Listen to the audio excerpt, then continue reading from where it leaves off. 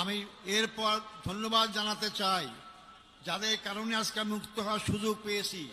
সেই ৩৬শে জুলাই অর্থাৎ ৫ই আগস্টের মহা বিপ্লবী নায়কদের জন্য আমি ধন্যবাদ জানাতে চাই। তাদের অক্লান্ত পরিশ্রম আন্দোলন, তাদের মাধ্যমে স্বৈরাচার ফ্যাসিস্ট সরকারের পতন হতে বাধ্য হয়েছিল। এবং সবচেয়ে আমি ধন্যবাদ জানাবো এই ক্ষেত্রে ছাত্র সমাজকে, যারা অতীতের অহংকার গর্বকে আবার প্রতিষ্ঠা করতে পেরেছেন। ছাত্র সমাজই রাস্তায় রাজপথে নেমে রক্ত ঢেলে তারা এই 14.5 বছরের ফ্যাসিস্ট সরকারের সকল জুলুম অত্যাচারের বিরুদ্ধে জনগণকে সাথে নিয়ে তারা রাজপথে যে আন্দোলন গড়ে তুলেছিলেন, যার কারণে গর্ব গর্ব সব চূর্ণ হয়ে বাংলাদেশ নতুনভাবে স্বাধীনতা অর্জন করতে পেরেছে।